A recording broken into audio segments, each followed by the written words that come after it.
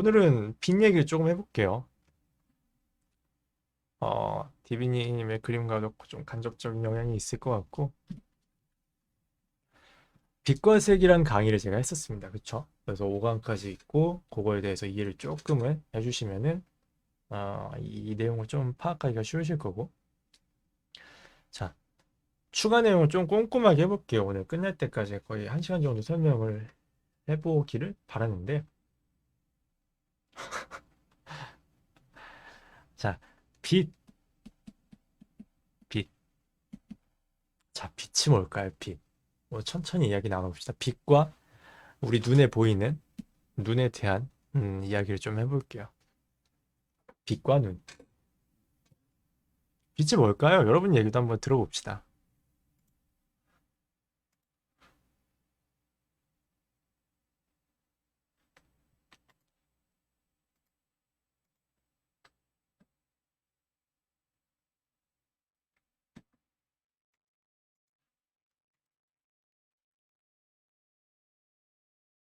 자연광?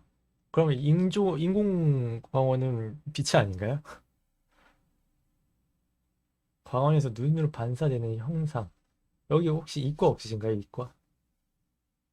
빛은 빛이죠. 철학이네. 빛은 파장이자 입자. 여기 이과 계시고.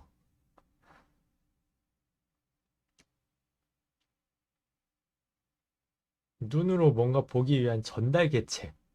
음, 틀린 말은 아닌 것 같고요.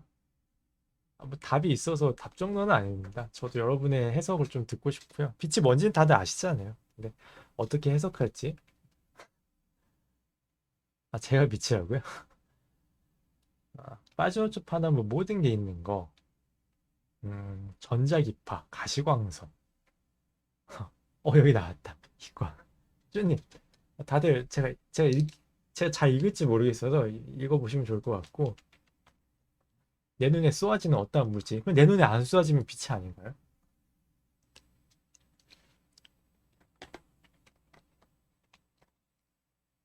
역시 이게 집단지성이란 겁니다.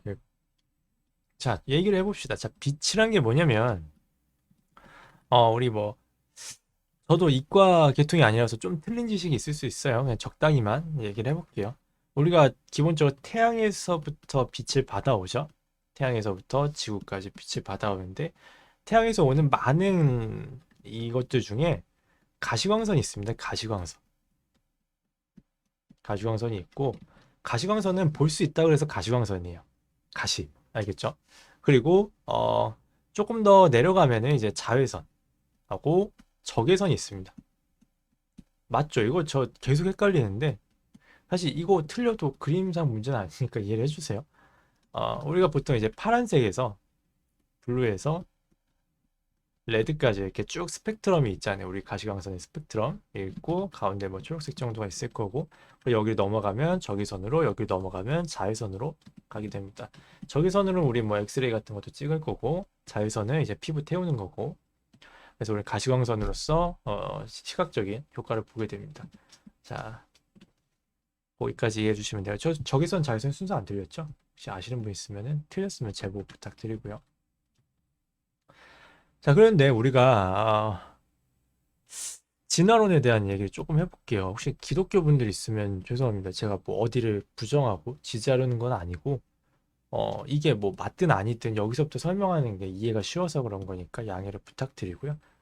저는 피스, 항상 평화를 지향합니다.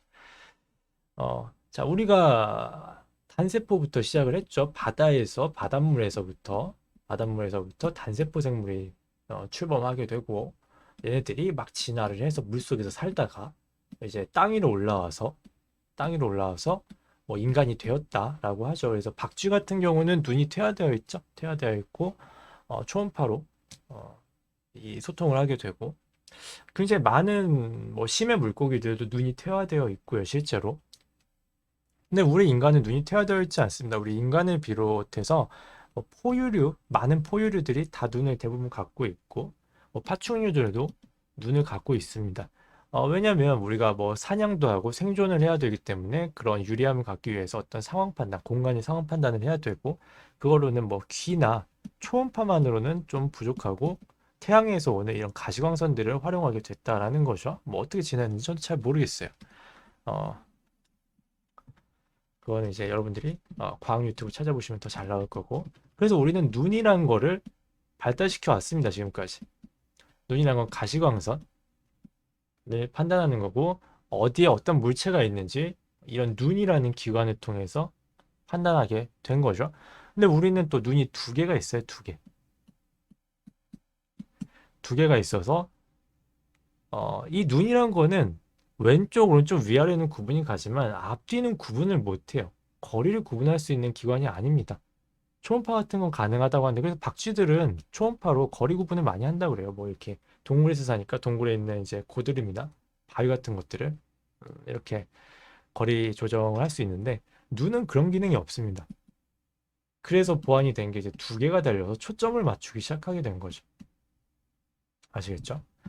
그래서 우리가 그림을 그릴 때 이렇게 있으면은 가까이 있는 인물은 또렷하게 그리지만 뒤에 있는 배경 같은 경우는 보시면은 이렇게 뿌옇해가지고 초점이 안 맞는 모습들을 보실 수 있을 거예요. 이런 것들이 이제 초점 때문에 그런 거고, 그럼으로써 우리는 인물에 초점을 맞추면 얘네가 뿌얘지면서 아, 산이 멀리 있다라고 판단을 하게 되는 거죠.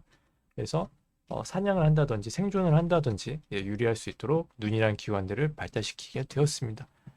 자, 그럼 빛으로 와볼게요. 빛. 그래서 우리가 어떤 사물을 판단하는 데 있어서 여러분들이 뭐 선이네, 뭐네, 빛이네, 색이네, 뭐 사물의 고유색이네 막 이런 용어들 되게 많이 쓰시는데 그런 건 없고요, 사실.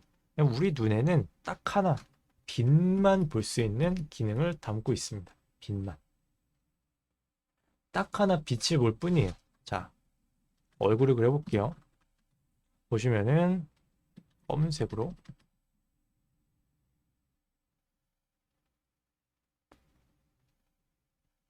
자,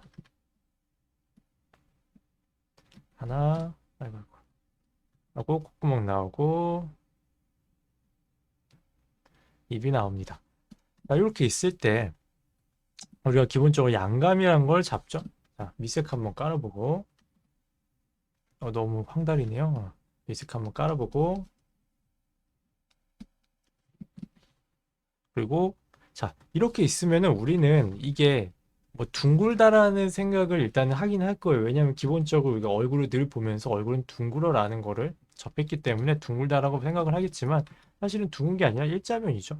자, 옆에다가 하나 더 보여드릴게요. 만약에 음, 이렇게 돼 있다라고 했을 때 채색을 해볼게요.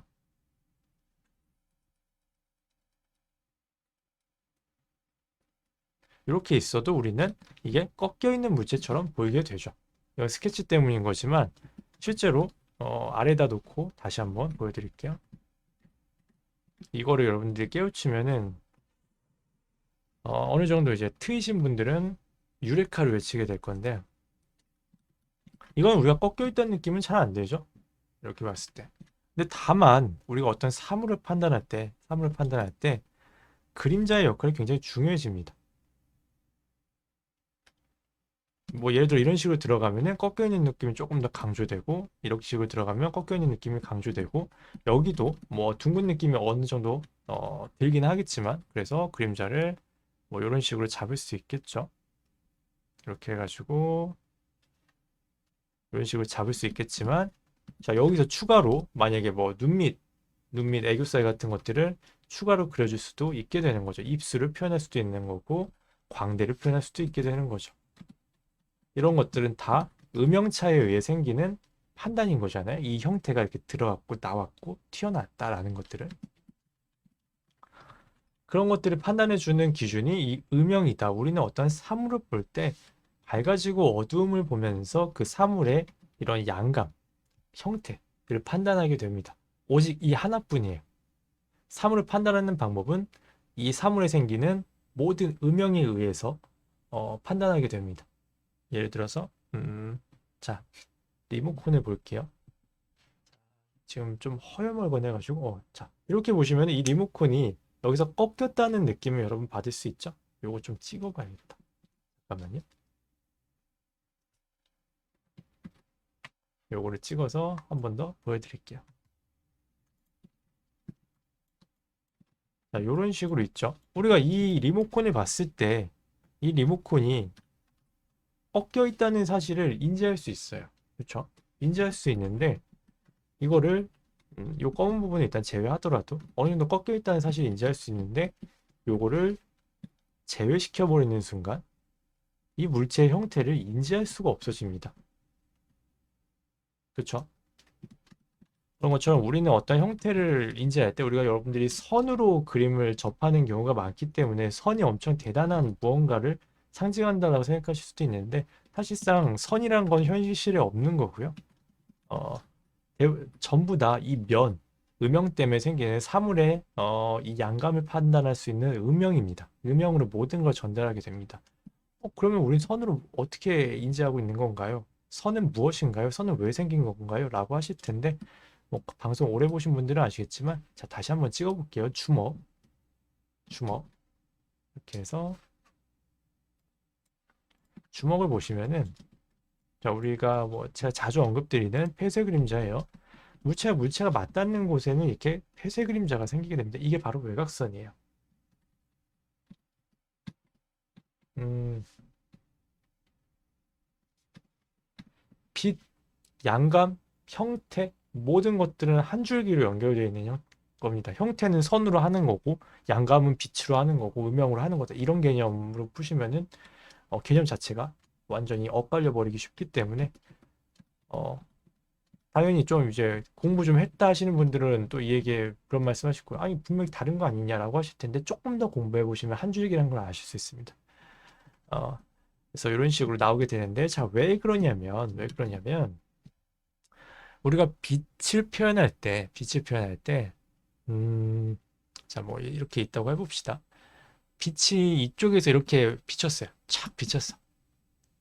그러면은 이 빛이 여기서 여기까지는 닿을 거예요. 요면과 요면을 커버해서 비춰줘요.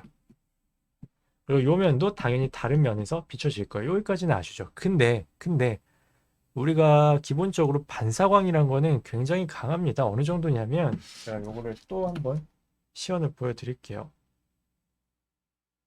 자, 후레쉬를 켰고 뭐가 있을까? 색깔 들어간 게 방에 다 무채색이라서 잠깐만요.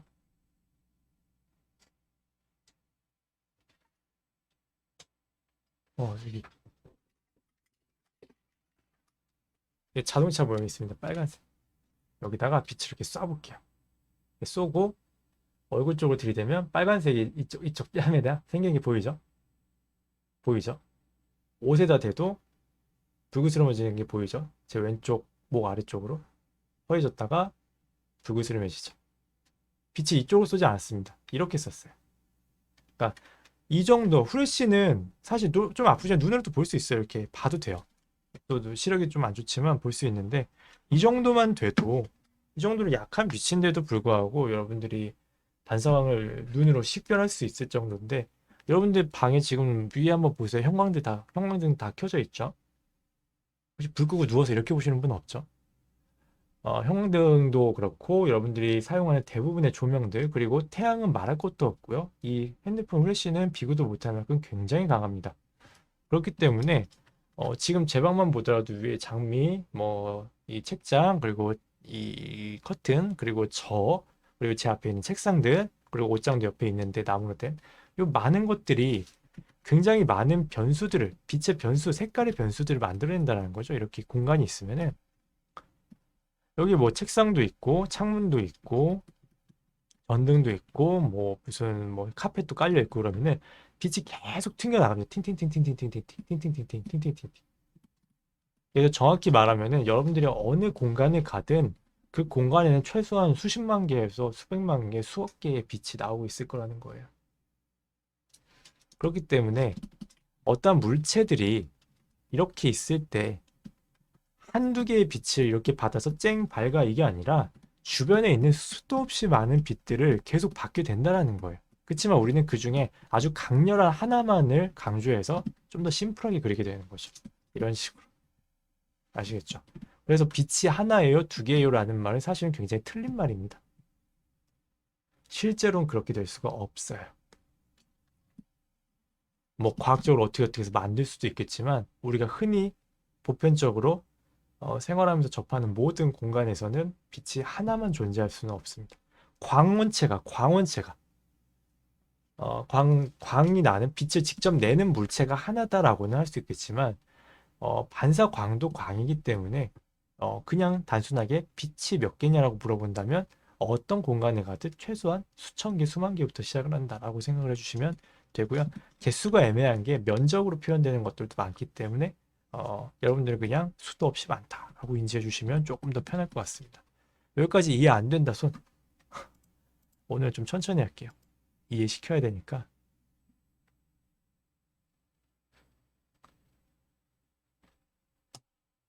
자, 조금 더 기다려 볼게요. 이해 안 된다 손.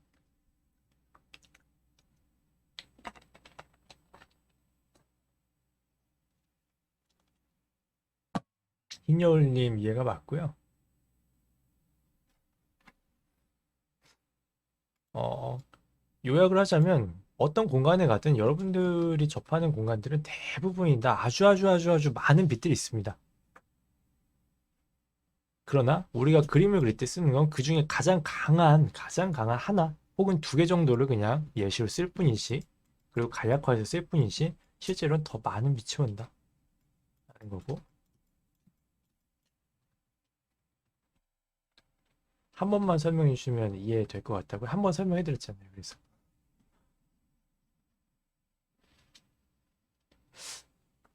이해 안 되시면 질문을 조금 더 구체적으로 주세요. 어디서부터 안 됐는지. 그러면은 조금 더 몇 분 계시니까 한 번 더 해볼게요.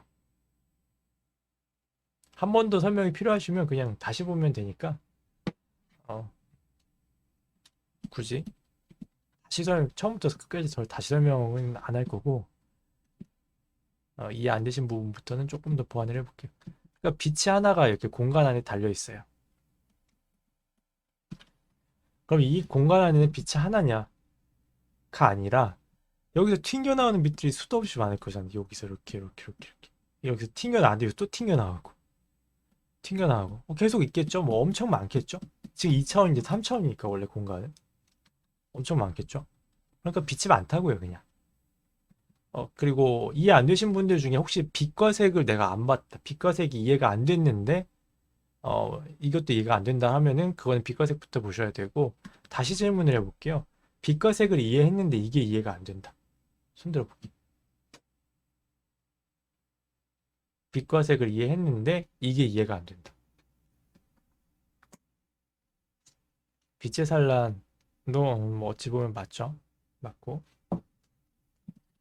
그래서 빛과 색을 이해했는데 이게 안 되시면 어떤 부분인지 조금 더 구체적으로 이야기해 주시면 설명을 해드릴 거고.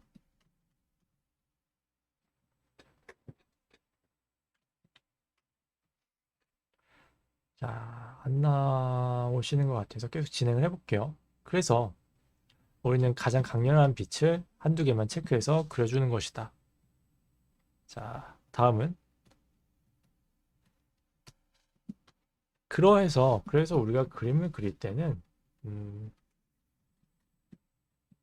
이렇게 상자가 있어요. 상자 원통으로 그려볼게요. 원통이 가장 이해가 쉬워요. 원통이 있다고 해봅시다. 이렇게 있어요. 어, 여기에 빛이 있어요. 빛이 짠 하고 나옵니다. 짠 하고 나와요. 조금 작게 그려볼게요. 그럼 여러분들은 이 그림을 이제 이런 식으로 이해를 하겠죠? 빛이 와서 그림자가 생겼고, 좀 깨끗하게 그려봅시다. 그림자가 생겼고 바닥에도 그림자가 이렇게 생겼다. 뭐 이 정도까지 나올 것 같은데 뭐 이런 식으로 얘기를 하겠죠. 네, 여기서 이해를 하니까 문제가 생기는 겁니다. 자, 대부분의 많은 분들이 이런 식으로 설명을, 자, 여기서 빛이 왔고 빛이 닿았고 뭐 여기서 그라데이션 만들면 돼, 뭐 이런 식으로 가르쳐 주실 텐데 조금 더 쉽게 심화를 전달해 드리도록 할게요. 근본적인 부분일 것 같아요. 이게 더 정확히 말하자면 여러분들이 자꾸 이 빛과 밝은 부분에 포커스를 맞추기 때문에 그림자는 빛이 안 왔는데 어떻게 칠해야 되나요? 빛이 왔다는 사실을 뭐 많은 분들이 지금 이제 방송 보면서 알게 됐겠지만 왔으면 또 뭘 칠해야 되네? 뭐 이런 질문을 하세요. 이해를 제대로 못한 거죠. 사실 이해를 못했다기보다는 이해될 때까지 안 하는 거죠.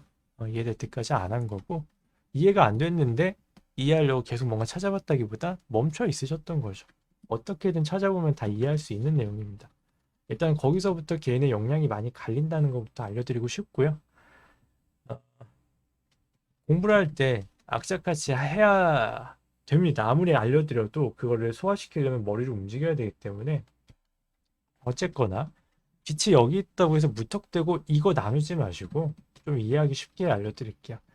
얘 때문에 생긴 이 공간이 있죠. 우리가 이 공간, 이 방이라고 합시다. 이렇게 이런 식으로 방이 있다고 해볼게요. 방에 얘가 있고 빛이 들어왔어요. 그러면은 이 빛 때문에 주변에서 오는 이거 빛과 색 보고 오셔야 됩니다. 지금 이거 봐봐야 소용없어요. 그거 안 보면 튕겨져 오는 조명들을 먼저 체크를 해주세요. 사방에서 튕겨져 오겠죠. 거의 예외 없이 모든 면에서 올 겁니다. 그럴 때 이 빛의 위치나 이 재질에 따라서 색과 재질에 따라서 어딘가는 밝고 어두울 거예요. 무슨 말이냐면 사방에서 오는 이 반사된 빛들이 반사광 특별하게 생각하지 마세요. 그냥 빛입니다. 이것도 빛과 색에서 나왔어요. 또 이거 안 보고 와서 이상한 거 막 머릿속에서 짬뽕 시켜갖고 만들지 마세요. 그게 제일 문제입니다. 공부하기 싫어갖고 적당히 알짜배기 막 엑기스만 뽑아서 하시려는 분들 많은데 그러다가 이상한 거 꼬여가지고 나중에 배워도 이상한 거에 배운 걸 또 섞어갖고 더 이상하게 만들어요. 그러지 마시고 아무튼 반사광들이 모든 부분에서 균일한 양만큼 오진 않을 거예요. 그쵸? 예를 들어서 뭐 2차원적으로 생각해 봅시다. 바닥이 있고 빛이 있을 때 당연히 이렇게 튀어나오는 A와 이렇게 튀어나오는 B가 있다고 해봅시다. 그러면 A 빛이 더 강합니다. 일반적으로. 뭐 조건에 따라서 달라질 수 있겠지만 일반적으로 A 빛이 좀 더 강합니다. 가깝기도 하고 각도상으로도 그렇고. 그러니까 똑같이 한 빛에서 반사되었어도 강도가 다를 수밖에 없어요. 그리고 이 형태들도 평평하지 않고 꺾여 있기도 하고요. 그래서 내가 이거는 인위적으로 어느 정도 결정을 해도 됩니다. 나는 반사광이 대체로 뭐 이렇게 왔다고 했을 때 대체로 오른쪽 바닥에서 좀 제일 많이 강렬하게 비춰져 오고 있는 것 같아. 그렇게 설정하고 싶어 라고 한다면 일단은 위가 좀 더 어둡겠죠. 위가 좀 더 어두울 거고 이쪽으로 갈수록 이렇게 어두워지는 증상이 생길 겁니다. 흐린 날 같죠? 흐린 날이 맞습니다. 흐린 날하고 같은 조건입니다. 요거는 왜 그런지 빛과 색 보시면 아실 수 있고 요 상황에서 좀 극단적으로 그려볼게요. 여러분들이 이해가 더 쉬울 것 같아서 오른쪽 아래에서 더 많은 반사광이 온다고 해봅시다.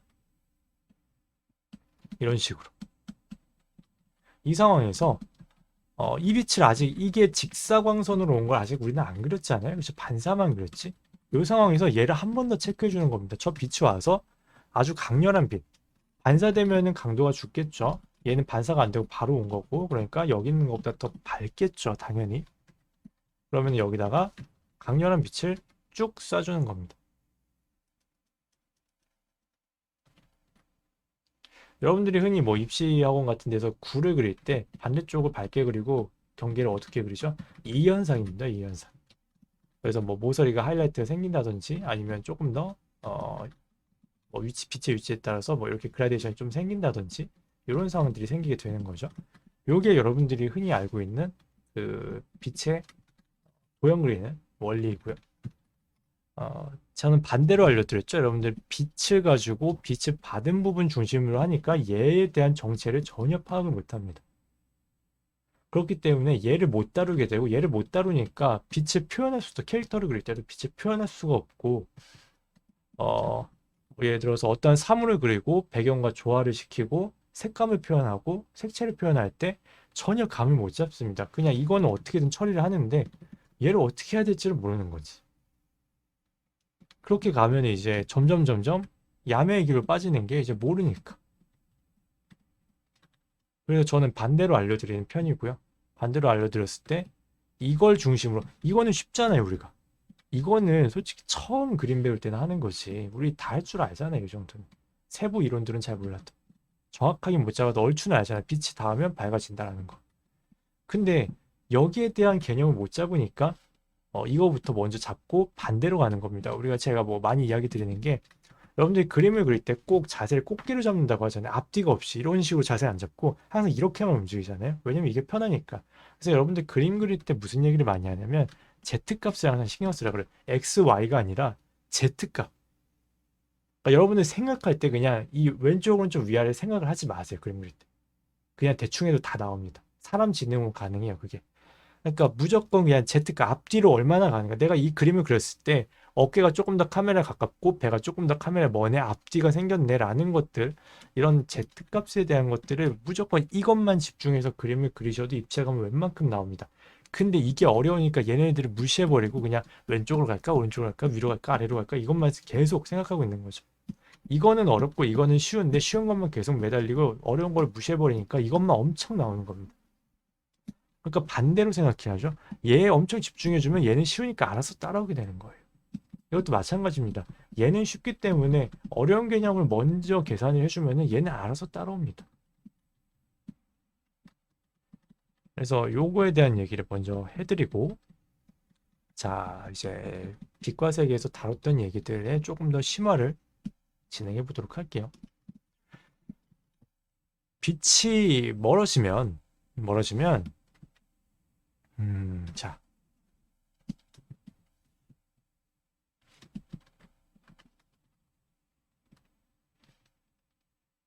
이렇게 해서 일단 투톤으로 나눠 볼게요. 자, 빨간색 빛 A 가서 이렇게 졌다고 해봅시다. 회색으로 보여드릴게요. 졌습니다. 이만큼. 자, 그리고 조금 옆에 B라는 조명이 와서 여기까지 그림자가 졌다고 해봅시다. 이거 끄고 다시 보여드릴게요. B가 와서 한 여기까지 졌다고 해봅시다. 이런 식으로 나오겠죠.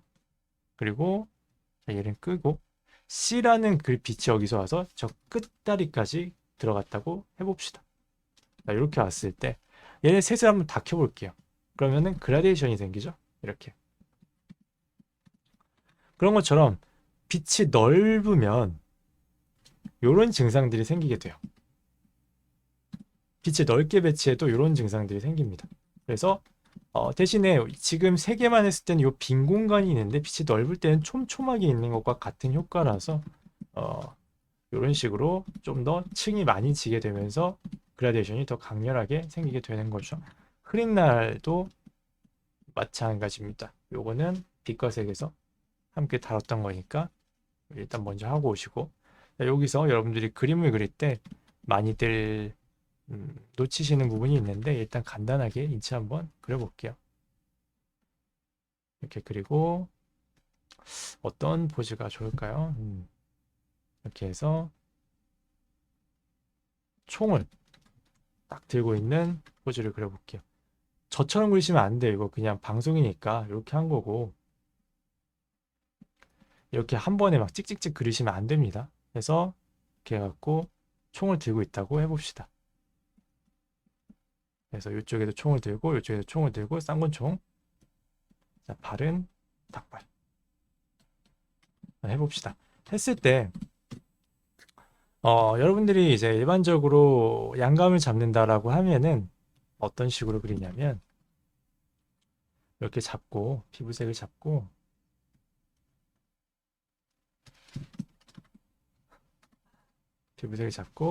다리 쪽으로 한번 보도록 할게요. 더 좋은 게 떠올랐어. 뭐 방송 보신 지 얼마 안 되신 분들 계실 것 같아서 이야기 드리지만 저희 생방송의 모든 내용은 즉흥입니다. 저 아무것도 거의 준비 안 하고요. 그냥 하는 거를 이렇게 중간중간 내용이 바뀔 수 있어서 그냥 이해하고 봐주세요. 그냥 그때그때 저도 재밌게 할게요. 이렇게 나왔다고 칩시다. 총이 나오고 주먹 나오고.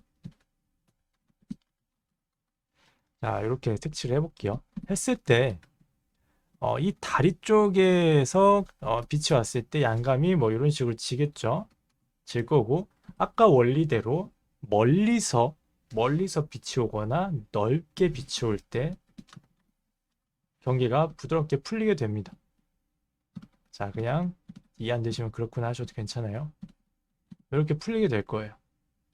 자, 그런데 가끔가다 빛이 좀 더 위에서 왔다고 해볼게요. 그러면은 이 팔 때문에 생기는 그림자가 이렇게 나올 거란 말이죠. 그렇죠? 이렇게 떨어져서. 근데 그 부분을 어떻게 계산해야 되냐면 일단 여기서 부드럽게 생기는 이 경계라는 거는 저 멀리 빛에서부터 온 그 거리를 계산한 거예요. 그래서 빛이 멀리서 왔네 혹은 크네 라는 생각으로 부드럽게 그려주시면 됩니다. 근데 무언가 이렇게 가려져서 생기는 그림자 같은 경우는 어떤 특정 물체가 앞에 생겨서 가려져서 생기는 물체 같은 경우는 빛이 저 위에서 출발하는 게 아니라 여기서부터 출발한 거라고 계산해 주시는 게 맞아요. 여기서 얘가 한번 빛을 정리해 버립니다. 딱 가리면서. 그래서 여기서 경계가 이렇게 생겼어도 이 팔의 그림자가 이 팔 때문에 생기는 그림자가 똑같이 부드럽게 생기지는 않는다는 거죠. 이런 식으로. 이렇게 해서 부드럽게 생기지 않습니다. 부드럽게 좀 만들어 볼게요. 이렇게 해서 부드럽게 생기지 않습니다. 이 경계의 부드러움하고 이 경계의 부드러움을 맞추면 안 된다는 얘기죠. 그래서 여기서 출발했을 때는 빛이 되게 또렷할 거예요, 보통. 그리고 작고, 왜냐면 얘가 딱 잘라버리니까 또렷하고 가깝기 때문에 그림자가 그만큼 또렷하게 생기게 됩니다. 이런 식으로요. 그래서 이것만 봐도 빛이 멀리서 출발했고 요걸 가린 사물이 가까이 있는 물체네 라고 해서 공간감을 볼 수 있게 되는 거죠. 공간감. 사람이 보자마자 이걸 알아야만 느끼는 게 아니라 이걸 제대로 그려놓고 나면은 여러분들뿐만 아니라 어떤 사람이든 이 물체들의 공간, 거리감에 대한 것들을 느낄 수 있게 돼서 그림이 굉장히 폭넓게 보이게 됩니다. 그런 부분들도 신경을 써보시면 좋을 것 같고요. 지금도 보시면은 뭔가 가려진 게 멀리 있는 것 같이 보이진 않죠. 그냥 이분법으로 생각해 보세요. 이거를 뭔가 가려서 그림자가 생겼는데 멀리 있어 보이세요? 가까이 있어 보이세요? 위에 거 가리더라도 절대로 멀리 있는 것처럼 느껴지지는 않는단 말이에요. 그렇죠? 그래서 우리가 본능적으로 다 알고 있는 거기 때문에 평상시 실생활에서 봤기 때문에 이런 부분을 좀 적용해 주시면 좋을 것 같고 그림자를 그냥 다 통일하시는 분들도 있어요. 보면은 예를 들면은 뭐 셀식 채색하시는 분들 보면은 뭐 이런 식으로 해서 그냥 다 통일시켜 버리죠. 이렇게 해가지고. 근데 이거는 그림체의 특성이니까 여기서 뭐 더 부드럽게 풀고 말고 할 게 없어요. 없는데 우리가 조금 더 어떤 표현들을 들어가기 시작하면은 생각할 게 당연히 많아진다라는 거죠. 아시겠죠? 이것도 기본적인 빛에 대한 내용이었고 여러분들 기본기에 대한 오해들이 좀 되게 많이 있으셔서 이야기를 좀 드릴 건데 기본기라는 거는 거의 그림의 대부분을 차지하는 실력적인 부분의 대부분을 차지하는 거고요. 일단이란 표현을 많이 쓰시는데 일단 기본기에 떼고 그 다음에 뭐 고급 뭔가를 배우러 가야지 라고 생각하시는 분들이 되게 많아요. 그렇지는 않습니다. 여러분들이 기본기를 어느 정도 수준급을 떼셨으면은 그 다음에는 그림체는 선택이 되고요. 그림체는 뭐 그냥 다른 사람 그림 보고도 어느 정도 따라갈 수 있고요. 그래서 기본기가 됐으면은 그 다음에 배울 게 별로 없습니다. 사실. 뭐 이게 된 상태에서 내가 어떤 한 뭐 작가님이나 강사님을 찾아가서 배우실 수도 있는데 그때 그 기본기에 대해서 더 다듬으시는 게 아니라면은 그때는 업그레이드예요, 일종의 업그레이드. 그러니까 그림체를 바꾼다든지 표현법을 바꾼다든지 혹은 아니면 이런 기본 실력이 아닌 감각적인 부분들, 아이디어나 이런 부분에 대한 것들이지 기본적으로 그림을 완성해내는 실력인 이 기본기에 대한 부분들은 여러분의 실력, 그냥 객관적인 실력을 담는 전부라고 생각해 주셔도 괜찮아요. 그래서 기본기를 그냥 기초 같은 개념이라고 생각하시거든요. 그래서 일단 이거 떼고 나중에 고급으로 가지 이런 생각을 하시는데 이게 아닙니다. 아시겠죠? 이거를 이 기본기가 수준급이 됐으면 이미 프로고 이미 취업도 다 하셨고 이미 자기 것도 다 만들어져 있는 사람이에요. 그러니까 이 위에 뭔가를 얹을 필요가 없어요. 그때부터는 아이디어의 개념입니다. 사실 감각과 아이디어. 그거는 이제 호불호가 많이 갈리고 여러분들이 흔히 보는 정말 디자인의 영역이라서 여러분들이 생각하는 객관적으로 볼 수 있는 이 사람은 내공이 있네 라고 말할 수 있는 그 실력의 개념이 아니고 기초 있고 뭐 숙련이 있고 뭐 고급 스킬들이 있고 해서 기초가 기본기고 여기서부터 차근차근 가야지라는 개념이 절대 아니라는 거예요. 이걸 굉장히 잘못 생각하시더라고요. 그림체는 만들 수 있는 거고요. 그림체를 만들 수 없는 이유는 기본기가 그만큼 없다라는 거고요. 그게 왜 그렇게 그림체가 만들어졌는지조차 따라 그린 건 둘째치고 이해조차 못할 정도로 아예 기본이 없는 상태인 거고요. 그래서 그림체를 만들어서 뭐 예쁜 걸 해야지라고 생각하지 마시고 기본기를 쌓아서 내가 그림체를 통제할 수 있어야 돼요. 그렇지 않으면 대부분 야매로 빠지는 경우들이 되게 많습니다. 야매로. 그래서 그것도 조금 인지를 해두시고 그래서 이거 맨날 알려드리는 게 여러분들이 이런 도형부터 인체, 뭐 투시, 양감, 이런 빛 이런 것들을 충분히 연습을 해주시면은 그림체 공부는 필요가 별로 없어요. 알아서 만들어져요. 이해가 되니까 그게 왜 그렇게 그려졌는지. 그러면 끝이에요, 그냥. 여러분들이 원하는 도달하고자 하는 것에 도달하게 되는 겁니다, 그때. 그러니까 뭐 기본기를 빨리 기초니까 떼가지고 빨리 마스터한 뭐 6개월 만에 마스터하고 그 다음에 그 그림체를 배워야지 뭐 이런 식으로 생각하시는 개념이 아니라는 거죠.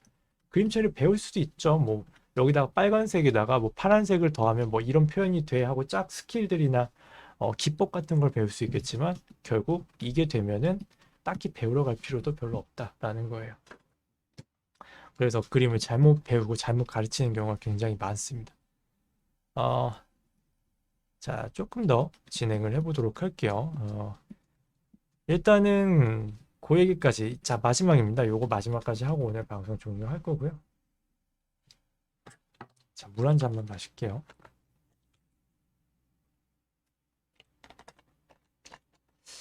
자, 빛의 강도에 대한 얘기 좀 해볼게요. 강도. 빛의 강도. 보시면은,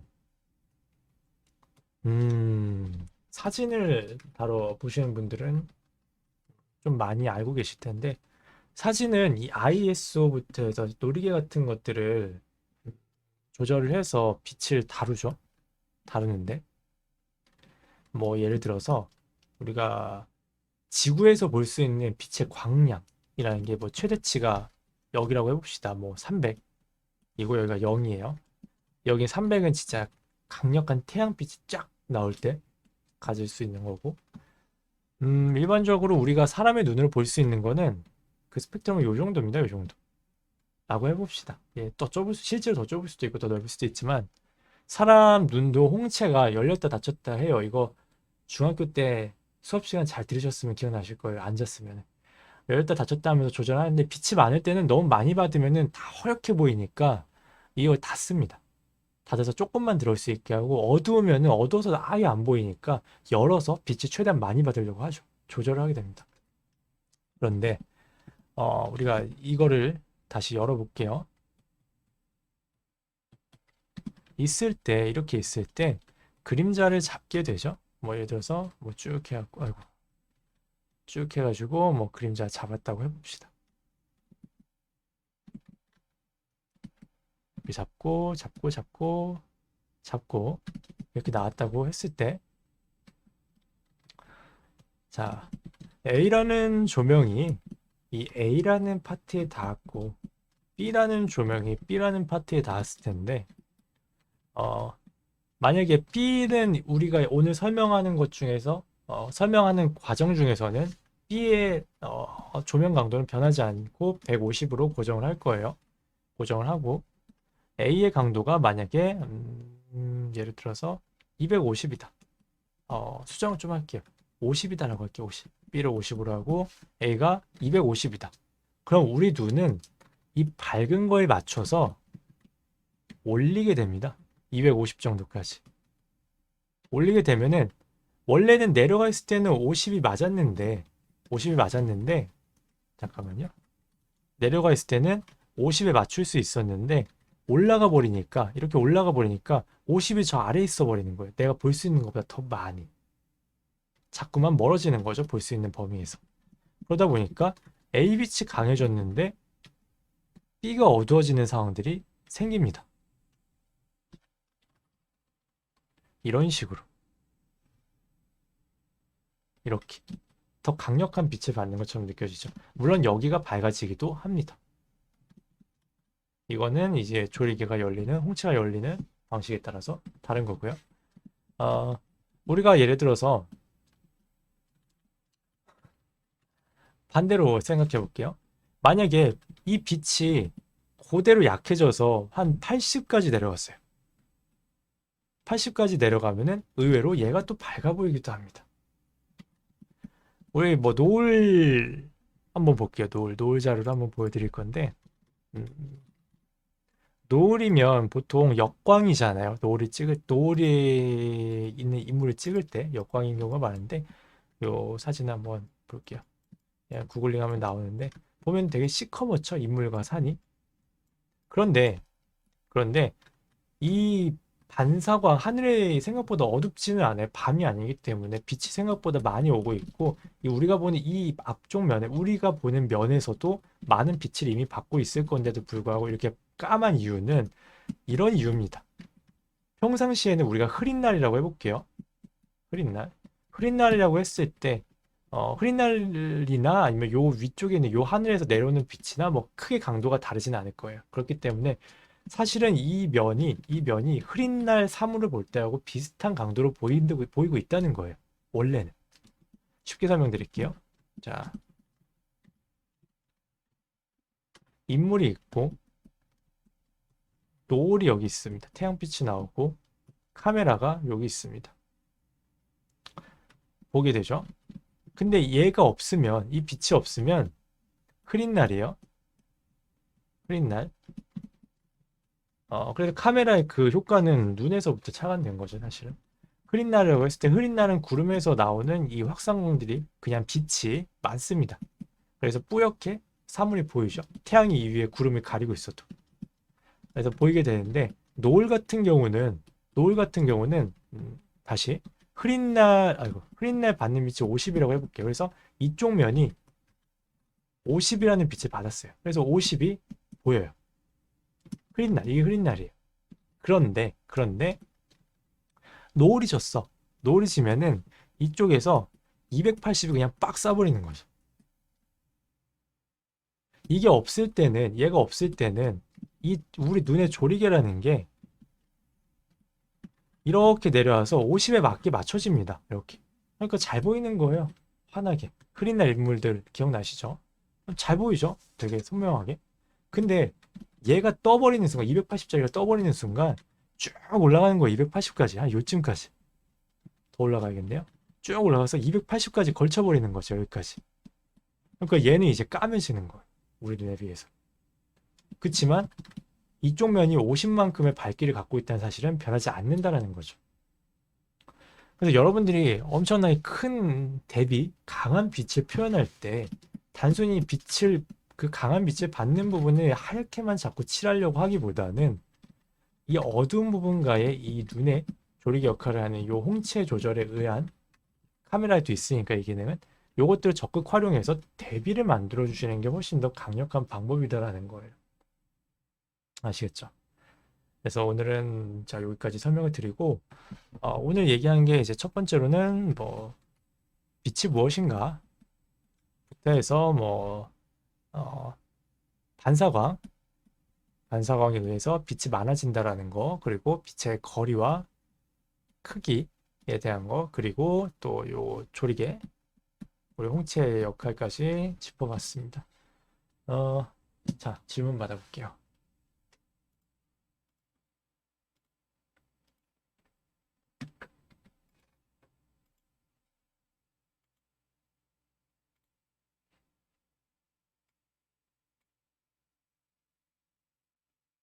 조리개라는 표현이 그냥 제가 막 쓴 거고 그냥 홍채라고 해주시면 됩니다. 홍채죠.